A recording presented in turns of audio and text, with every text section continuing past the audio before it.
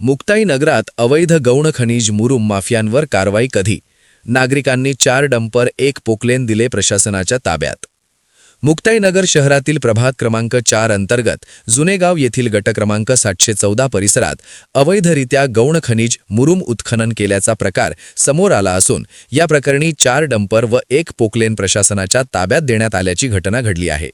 या घटनेमुळे शहरात खळबळ उडाली असून अवैध उत्खननाचा मुद्दा पुन्हा ऐरणीवर आला आहे.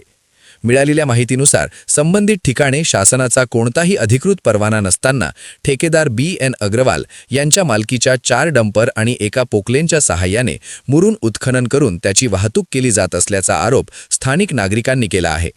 हा प्रकार मुस्लिम समाजाच्या ईदगाहच्या पायथ्यालगत सुरू असल्याचं लक्षात येताच प्रभाग क्रमांक 4 मधील नागरिकांनी तत्परता दाखवत संबंधित वाहने आणि यंत्रसामग्री अडवली.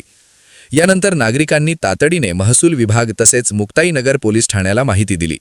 नागरिकांच्या सूचनेनंतर प्रशासनाने घटनास्थळी धाव घेत परिस्थितीची पाहणी केली आणि संबंधित वाहने व यंत्रसामग्री ताब्यात घेत मुक्ताईनगर तहसील कार्यालयाच्या परिसरात लावण्यात आली.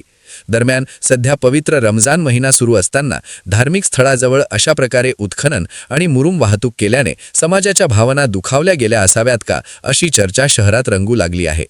या प्रकरणाची सखोल चौकशी करून दोषींवर कठोर कारवाई करावी अशी मागणी स्थानिक नागरिकांकडून करण्यात येत आहे. नागरिकांच्या मते शासनाची परवानगी नसताना अशा प्रकारे गौण खनिज उत्खनन होणे हा गंभीर प्रकार असून प्रशासनाने यावर तातडीने आळा घालावा.